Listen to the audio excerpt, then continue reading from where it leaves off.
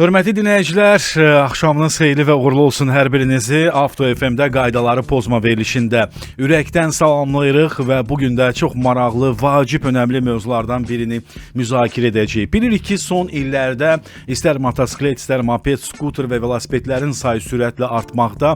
Yay mövsümündə bunu daha çox görə bilirik. Bu isə yollarda hərəkətin daha intensiv olmasına əlbəttə səbəb olur. Təəssüf ki, iki təkərli nəqliyyat vasitələrinin iştirakı ilə baş verən yol nəqliyyat hadisələrinin sayı da az deyil. Bəs bu qəzaların daha çox hansı səbəblərdən baş verməsindən danışacağıq və sürücülər və digər hərəkət iştirakçıları hansı səhvlərə yol verirlər? İki təkərli nəqliyyat vasitələrinin təhlükəsizliyi üçün hansı qaydalara daha çox əməl olunmalıdır? Bax, bunlar barədə birlikdə müzakirə aparacağıq. Bizim bugünkü qonağımız Daxili İşlər Nazirliyi Nəqliyyatı İntellektual İdarəetmə Mərkəzinin mətbuat katibi Ömər Xıdırovdur. Ömər bəy, xoş gəlmisiniz, xoş gördük sizi. Salamlar, vaxtınız xeyirli olsun. Dinləyicilərimizə salamlayıram. Və bəri başdan WhatsApp nömrəmizi də dinləyicilərimizə xatırladaq. Həm yazılı, həm də səsli mesajları bax bu WhatsApp nömrəmizə göndərə bilərsiniz. WhatsApp 055 455 10 77.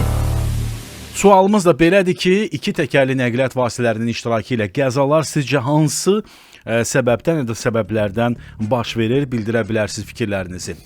Deməli, bir statistika ilə başlayaq. Paytaxt ərazisində cari ilin 5 ay ərzində motosiklet və mopedlərin iştirakı ilə ölüm və xəsarətlə nəticələnən yol nəqliyyat hadisələrinin sayı 6-dır. Qəza nəticəsində ölənlərin sayı 5-dir. Nəqliyyat hadisələri 6 olub, amma ölənlərin sayı isə 5 nəfərdir. Xəsarət alanların sayı isə 1 nəfər olub. Mənə elə gəlir ki, istənilən halda rəqəm nə qədər az olsun, buna demək lazım deyil ki, yaxşıdır rəqəm. Yəni mənə elə gəlir ki, demək ki, buna səbəb olan amillər var. Avtomobil sürücülərimi maneə yaradır, yoxsa elə iki təkərli, yəni motosiklet və moped sürücülərin özləri, yəni buna səbəb olurlar. Yəni nəyi bilmirlər, nələrə diqqət etmək lazımdır? Ömər bəy, buyurun, söz sizdədir. Təbii ki, həm minik avtomobillərinin sürücülərinin, həm də moped və motosiklet idarə edənlərin qaydaları pozması səbəbindən bir sözlə yollarda buraxdıqları səhv səbəbindən, yəni bu səhvlər səbəbindən qəzalar baş verir. Və təəssüflə onu da qeyd edim ki, moped və bəzi moped, motosiklet idarə edən şəxslər, yəni sürücülər, bir qismi sürət həvəskarı kimi özünü yollarda aparır, bir qismi sanki ona qəza baş versə heç nə olmayacaq düşüncəsi ilə yanaşır bu məsələyə, bir qismi də yəni əsas məsələnin kökündə tələskənlik dayanır. Yəni bu məsələ daha çox da hər dəfə biz onu qeyd edirik, kuryer xidməti göstərən bəzi belə sürücülər olur ki, onlar mütəmadi olaraq qaydaları pozurlar. Konkret olaraq moped, motosiklet sürücüləri hansı qaydaları pozurlar?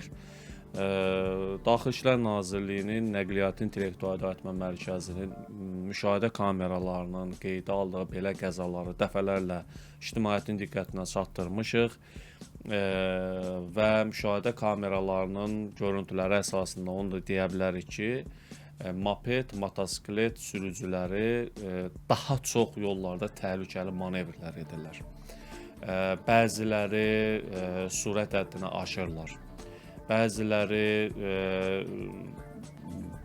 xüsusilə də dediyimiz kimi kuryer xidməti göstərən bəzi sürücülər elə sürət dediniz, elə tələsirlər, bəli. Yəni məsələnin kökündə məhsulu çatdırmaq üçün və nəqliyyat sıxlığı yaranan yollarda təhlükəli manevrlər etməklə hamıdan irəli düşməyə çalışırlar.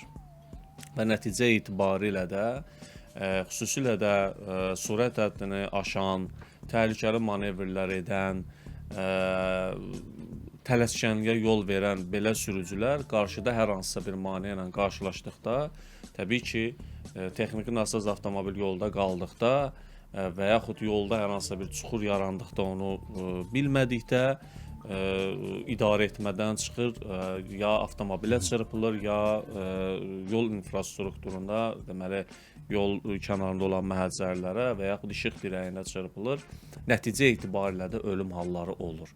Ona görə də biz hər dəfə deyirik ki, moped, motosiklet sürücüləri minik avtomobillərindən daha çox özlərini qorumalıdırlar və onlar fikirləşməlidirlər ki, hər hansısa bir səbəbdən idarə etmədən çıxan motosiklet, onun üzərində olan sürücü asfalta çırpılacaq, dediyimiz kimi hər hansısa bir maneəyə çırpılacaq və ağır xəsarətlər alacaq və yaxud hadisə yerində dünyasını dəyişəcək. Konkret olaraq elə dinləyicilərimizin diqqətinə çatdırım ki, dəfələrlə belə halla qarşılaşmışıq. Yolda suvarma işi aparan, texnikaya çırpılan, yolda dayanan, texniki nasazlıq səbəbindən dayanan avtomobilə çırpılan, idarə etməni itirib işıq dirəyinə çırpılan belə hadisələrin şahidi olmuşuq. Ona görə də moped və motosiklet sürücüləri bu məsələyə xüsusi diqqətlə yanaşmalıdır. Təbii ki, Daxili İşlər Nazirliyinin Nəqliyyat İntellektual İdarəetmə Mərkəzi, Baş Dövlət Yol Polisi İdarəsi, Bakı Şəhər Dövlət Yol Polisi İdarəsi, Daxili İşlər Nazirliyinin ümumilikdə mətbuat xidməti olaraq mütəmadi olaraq moped, motosiklet sürücülərinin maariflənməsinə məqsədi ilə müxtəlif tədbirlər görülür. Hətta onlar yol polisi keçirdiyi, əməkdaşları keçirdiyi reydlər zamanında saxlanılır, qaydalar izah olunur. Onlara moped, motosiklet sürücülərinin törətdikləri qayda pozuntuları səbəbindən baş verən qəzaların real videoları izlənilir. Nəqliyyat İntellektual İdarəetmə Mərkəzinə dəvət edirik, gəlirlər monitorların qarşısında onlarla maarifləndirici söhbətlər aparılır və mən bunu xüsusilə qeyd etməliyəm ki, baxın bu görünən bu tədbirlər artıq öz faydasını verir. Siz 1 il, 2 il bundan əvvəllə müqayisə etsəniz, təbii ki, kuryer xidməti ki, paytaxt ərazisində daha çox geniş vüsət alandan sonra, moped, motosiklet idarə edənlərin sayı artdıqdan sonra, təbii ki, qaydaları kobud şəkildə pozan sürücülərin sayı da artdı. Moto dəbilqədən istifadə etməyənlər var idi, təhlükəsizlik qaydalarını əməl etməyənlər var idi. Siz də mənlə razılaşarsınız ki, yolların əksər hissəsində hara baxırdım moped, motosiklet sürücüləri hardan gəldi hərəkət edirdilər, svetoforun qırmızı işığından keçirdilər, avtomobilə çırpılırdılar, sığorta məsələlərində problem yaranırdı, sürücülük vəsiqələri yox idi, amma indi vəziyyət demək olar ki, çox dəyişib. Yəni daha ciddi vəziyyət nəzarətə götürülüb. Bu baxımdan 6 ay ərzində baş verən deməli 6 qəzada 5 nəfər dünyasını dəyişib. Yəni 6 ay ərzində deməli baş verən qəzada 5 nəfər dünyasını. Bir də bir məsələ var ki, Ömər bəy, motosiklet idarə edənlərin hər biri qəzada dünyasını dəyişiblər. Yəni xəsarət belə yoxdur. Sırf motosiklet idarə edənlərə aiddir. Ona görə deyirəm ki, yəni xüsusilə də moped, motosiklet, yəni iki təkərli nəqliyyat vasitəsini idarə edən şəxslərin xüsusilə də sürət varsa, qəzadan sağ çıxma ehtimalı çox azdır. Və bu məsələyə xüsusi diqqət yetirməlidirlər. Təbii ki, bizi dinləyən sürücülərimiz arasında, dinləyən dinləyicilərimiz arasında minik avtomobilindən istifadə edənlərin sayı daha çoxdur, amma həvəskar moped, motosiklet idarə edənlər də var və yaxınları arasında var. Bu məsələni, bu mövzunu, müzakirə etdiyimiz bu məsələni mütləq onların diqqətinə çatdırmalıdırlar. Mən bir məsələni qeyd edim ki, inanın səmimiyyətimə, bizim danışdıqlarımızın çox hissəsini moped, motosiklet idarə edənlər çox yaxşı bilirlər. Sadəcə olaraq burada əsas məsələ məsuliyyətsizlik, diqqətsizlik, deyilənləri heçə almaq, mənə heç nə olmaz düşüncəsi ilə məsələyə yanaşmaq və dediyimiz kimi bu məsələlərə də belə diqqətsiz yanaşdıqda da təəssüflər olsun ki, qəzalar baş verir. Niyə qəzalar baş verir, hörmətli dinləyicilər? Siz də fikirlərinizi bizə bildirə bilərsiniz. Olubmu ki, motosiklet, moped, ola bilər skuter sürücüləri sizə yollarda maneə yaratsın və problem yaratsın? Sizcə əsas qəzanın baş verməsində əsas səbəblər nədir? WhatsApp nömrəmizə yazaraq ya da səs göndərərək bildirə bilərsiniz. WhatsApp 055 455 10 77. Dinləyicilərimizdən 2187 nömrəli abunəçi yazıb ki, motosiklet sürücülərinin bəziləri də yüksək sürətlə və təhlükəli manevrlərlə hərəkət eləyirlər. Məsuliyyət hər iki tərəfdə olmalıdır deyə belə bir fikir yazıb göndərib. Belə bayaq da elə Ömər bəy də elə birinci olaraq vurğuladı ki, sürət, yenə də sürət ən böyük problemlərdən biridir. Samir bəy isə yazıb ki, yollarda motosikletləri vaxtında görmək olmur. Motosikletçiləri vaxtında görmək olmur. Xüsusilə gecə saatlarında bu problem daha ciddi hiss olunmaqdadır.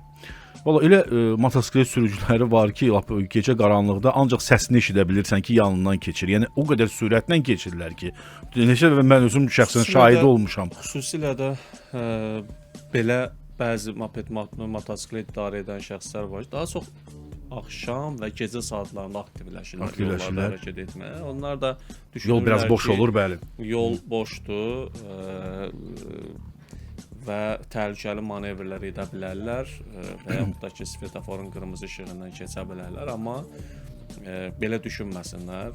Təbii ki, müşahidə kameraları vasitəsilə yollar daim nəzarətdə saxlanılır. Qayda pozan belə sürücülər də deməli bunu məsələni ciddi almalıdırlar, bəli. Cəzalarını alırlar. Yəni deməyim ondan ibarətdir ki, istər moped, istər motosiklet, istər velosiped, istər skuter idarə edən onlara da şəxslər gələcək, bəli. bilməlidirlər ki, onlar da digər yol hərəkəti iştirakçıları kimi onların da yollarda vəzifələri var, hüquqları var və məsuliyyətləri var. Yəni mən skuter sürürəm, istədiyim qaydanı poza bilərəm düşüncəsindən uzaq olmalıdırlar. Çünki belə deyək də, yəni dediyimiz kimi yollar tam nəzarət altındadır və yollarda təhlükə yaradan, xüsusilə də piyadalar üçün təhlükə yaradan belə sürücülər diqqətdən kənarda qalmır.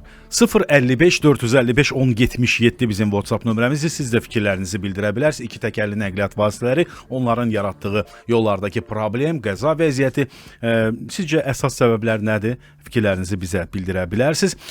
İsmail bəy mesajı ilə davam edim. Yazır ki, qonağınızı da salamlayıram. Biz də sizi salamlayırıq İsmail bəy. Hüseyn Cavid prospektində ayrıca zolaq olmasına baxmayaraq velosipedləri, sonra skuterləri səkidə idarə edirlər. Piyadalara həm mane olurlar, həm də sürətlə idarə edirlər, həm də kəskin manevrlər edirlər. Düşüncə tərzimiz dəyişməlidir. Gərək ki, məsuliyyət dərk edilsin, məsuliyyət başqadır deyə İsmail bəy yazıb göndərib. Bu kimi məsələlər də əslində önəmli məsələlərdən biridir. Elə şəxsən öz müşahidələrimdən deyəcəm. Yol var, şərait var. Amma müxtəlif yerlər var ki, hansı ki orada bilirik ki, müəyyən tətbiq vasitəsilə daxil olursan QR kodla və skuterləri idarə edirsən. Qış parkında da bunu yəni görürəm mən skuter idarə edənləri. Açığı deyim ki, bəzi hallarda ora istirahət üçün gedirsən və bir də görürsən ki, elə sürətlə belə gəlirlər ki, demirəm olmasın. Əslində olmağı gözəldir. Yəni bunun da təbii ki, azarkeşləri var, amma bəzən doğrudan da çox sürətlə gəlirlər. Orada da uşaqlı ailələr olur filan. Hər an nəsə baş verə bilər. Bu kimi məsələlər. Yəni bu məsələ də mənə gəlir ki, diqqətə alınmalı məsələlərdən biridir. Yəni bəlkə yerlər dəyişməlidir. Elə yerlər xüsusi olmalıdır ki, ora çox adam gəlməsin. Hansı ki, skuterləri daha rahat idarə edə bilsinlər.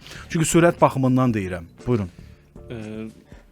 Biz hər dəfə deyirik, burada artıq fərdin özünün məsələyə yanaşması tərzindən çox şey asılıdır. Yəni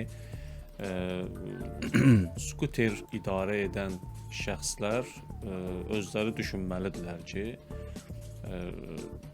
piyadaların intensiv olduğu bir yerdə piyadalara maneçilik törətməklə o nəqliyyat vasitəsini idarə etməməlidirlər. Uşaq qaça bilər və yaxud da ki, diqqətsizlik edə bilərsən, hər hansısa bir piyadanı vura bilərsən.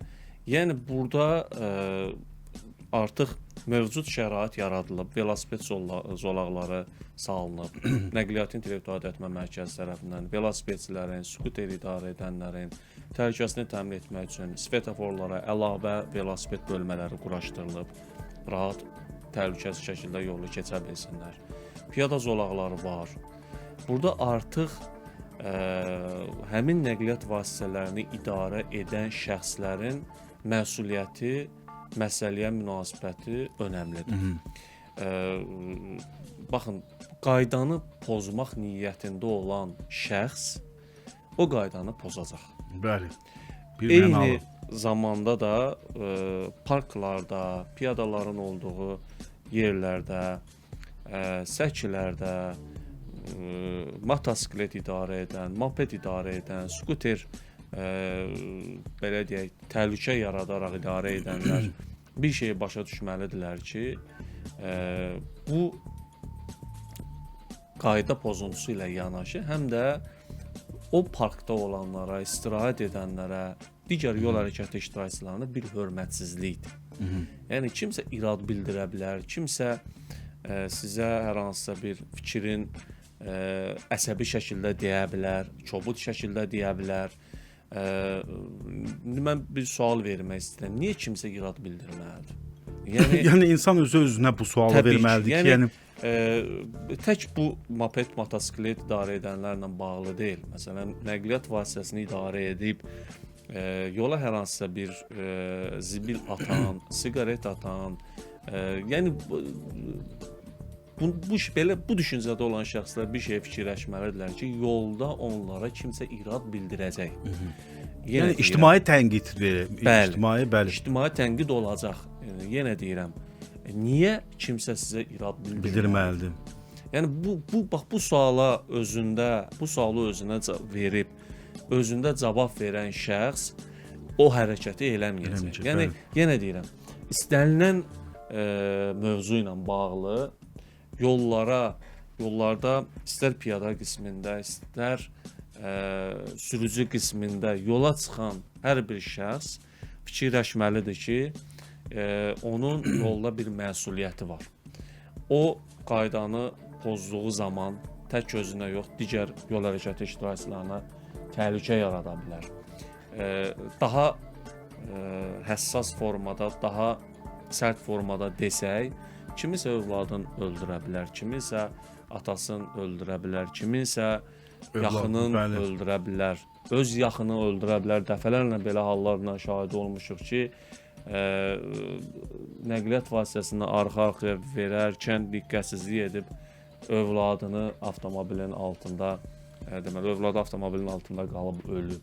Yəni belə hallar olub. O baxımdan istənilən məsələdə mən elə düşünürəm ki, hər bir yol hərəkəti iştirakçısı qaydalara əməl etməlidir və hər bir məsələyə məsuliyyətlə yanaşmalı. Ömər bəy, bu həvəskar məsələsi doğrudan da istər skuter sürənlər, istər velosiped sürənlər, mənim də tanıdığım dostlar, yaxınlar var ki, avtomobilləri var, amma həm həvəskardırlar, yəni bəzən velosiped sürməyə üstün, həm sağlamlıqdır.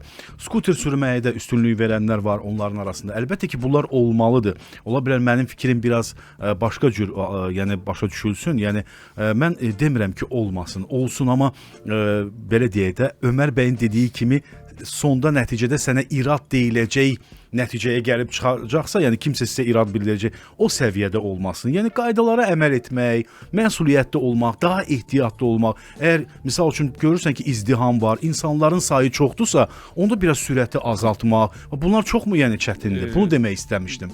Səbəbimizə 1-2 gün bundan 2 gün falan əvvəl bir video yayıldı. Dünən idi deyəsən. Motosiklet yoxsa moped idarə edən bir sürücü arxada da övladını məktəbə aparırdı, arası aparırdı. Təbii ki, sürücü barəsində tədbir görülürdü. Amma təsəvvür eləyin ki, öz övladı arxada hər hansı bir nəqliyyat vasitəsi yüngül gəldi, toxundu həmin motosikletə və yaxud da ki, mopedə toxundu. Yəni bir ata olaraq, məsələn, mən onun yerinə özümü qoyuram. Yəni bəlkə də mən həyatım yaşadığım müddətdə onun bir əzabını çəkəcəm. Yəni, İşte dəqiqə də kaş yox idi uşaqda, bəli. bunu etməzdim. Yəni bir də bir məsələ var. Məsələn, xüsusilə də TikTok sosial şəbəkəsində tez-tez qarşıma çıxır və bu yaxınlarda bir videoya baxdım.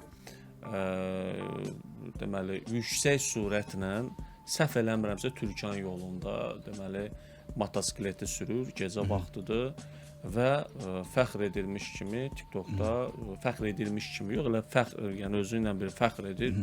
Sosial şəbəkədə də onu paylaşıb ki, xüsusilə də musiqi sədaları altında sosial şəbəkədə paylaşır və şərh yazanlar, şərhləri də oxuyuram.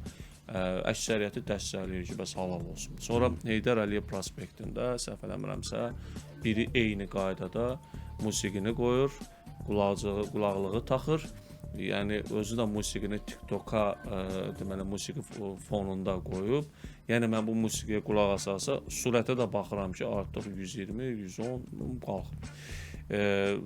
Yəni inanın ki, bu şans hər dəfə gətirməyəcək. Yəni bu düşüncədə olan sürücülərimiz bilməlidirlər ki, o şans hər dəfə gətirməyəcək. Mən açığı yol nəqliyyat hadisələri ilə bağlı insanların həssas yerinə toxunmağa çalışıram. Yəni bu məsələdə də həssas yerə toxunaraq onu deyim ki, Allah uzaq eləsin.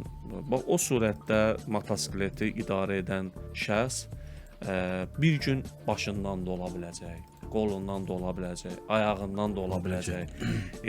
Yəni o sürətlə idarə etməni itirdiyi zaman artıq insan vücudu asfalta çırpılmaqdan, məhəccərə çırpılmaqdan dediyimiz kimi yolun kənarında hər hansısa bir yolun hissəsinə çırpılmaqdan təbii ki, insan bədəni parça-parça da ola bilər. O baxımdan yüksək sürətlə iki təkərli nəqliyyat vasitəsini idarə etmək təhlükəlidir, yox, olduqca təhlükəlidir. İnsan həyatını sona yetirəcək bir haldır. Bəli. O baxımdan qeyd etdiyim kimi bu məsələyə xüsusilə diqqətlə yanaşmalıdır. Bir də Ömər bəy, sözünüzə qüvvət, əslində bu TikTokda paylaşılan videolar olsun, ola bilər ki, hansısa bir filmə baxırlar, o filmin təsiri onlarda yaranır, müəyyən o drive və o adrenalini yaşamaq istəyirlər və ələxüsus da bu daha çox gənc nəslin nümayəndələrinə aiddir. Çünki onlar baxırlar və deyirlər ki, mən də bunu edə bilərəm. Ola bilər ki, TikTokda hansısa bir kaskadyor elə bir fəndlər göstərir ki, o da ondan biri olma, amma daha fikirləşmir ki, o kifayət qədər təcrübəli peşəkar və onun da müəyyən yerləri var ki, hansı ki, orada onu nümayiş etdirir. Yəni bəzən gənclərin xüsusən də müəyyən o yaş var da, hansı ki, o qan qanayan deyirləri vaxt olur. Daha çox bax onlar belə deyək, bunu istəyirlər. O sürətdən zövq almaq, adrenalini yaşamaq istəyirlər. Cəmil bəy yazıb ki, çoxu güzgüyə baxmır, ona görə baş verir bunlar.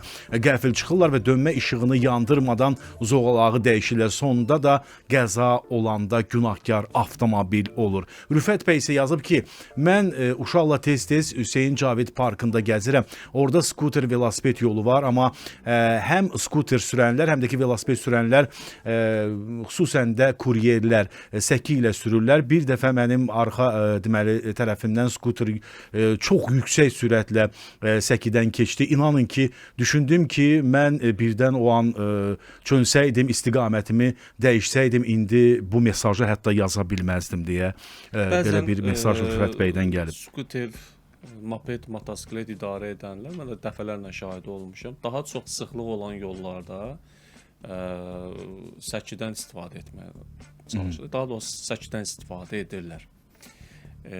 Yenə deyirəm, həmin sürücülər bilməlidirlər ki, bu yaxşı hal deyil. Və o bir fikir var, hər dəfə də deyilir, o sonrakı peşmançılıq məsələsində. Sonra fayda verməyəcək. Yəni qəfil uşaq çıxa bilər qarşınıza, vura bilərsiniz onu. Onun təsirindən heç özünüz həyatı boyu çıxa bilmərsiniz. Biraz mənə elə gəlir ki, biz yollarda biraz yox, ümumiyyətlə həddindən artıq səbirli olmalıyıq. Biz yola çıxanda fikirləşməliyik ki, yolda diqqətsizlik edən sürücülər var, yolda qaydalara əməl etməyən sürücülər var, yolda qaydalara əməl etməyən piyadalar var. Biz nə etməliyik? Biz sürət həddinə əməl etməliyik. Gözlənilenden daha artıq ara məsafəsi saxlamalıyıq. Arxadan baxmayaraq ki, kimsə uzaq işığını yandırıb yol istəyir, səni tələsdirir, telefon və zəng gəlir. Yəni bütün yola çıxırıqsa, bütün bu məsələləri qırağa qoymalıyıq. Biz zolaq üzrə qaydalara əməl etməklə yolumuza davam eləsək, biz qəza səbəbkarı olmayacağıq. Təbii ki, öz yolu ilə gedən sürücülər var ki, arxadan gələn nəqliyyat vasitəsi çırpır və yaxud da ki, idarə etməni çırpırlar. Yəni buna baxmayaraq istənilən halda biz qəza iştirakçısı olmayacağıq. Bu qaydalara əməl etsək və moped, motosiklet sürücüləri də sürət həddinə əməl eləsələr, təhlükəli manevrlərdən çəkinsələr, xüsusilə də sağ zolaqda nəqliyyat sıxlığı yarandığı vaxt necə gəldi manevr edib səkilərdə belə hərəkət etsələr, piyada keçidlərində belə piyadalara təhlükə yaratsalar, təbii ki, qəzalar baş verəcək. Buna görə də bu qaydalara, qeyd etdiyimiz qaydalara mütləq əməl edilməlidir. Təşəkkür edirəm mən Ömər bəy, çox sağ olun. Ümidvaram ki, bir çox insanlar, həm avtomobil sürücüləri daha çox ehtiyata alacaqlar və diqqətə alacaqlar bu kimi məsələləri və ümidvaram ki, motosiklet sürücüləri də bizim dinləyicilər arasında vardı. Amma əfsuslar olsun ki, yəni heç biri yazmadılar. Bəlkə də dinləyənlər vardı, istər skuter, istər velosiped sürücüləri. Əsas amalımız, məqsədimiz oldu ki, doğrudan da qəzalar baş verməsin. Hər birinizə təşəkkür edirik, hörmətli dinləyicilər. Mən Ömər bəy bir daha sizə təşəkkür edirəm. Bir daha xatırladıram ki, qonağımız Nəqliyyatı İntellektual İdarəetmə Mərkəzinin mətbuat katibi Ömər Xıdırov idi.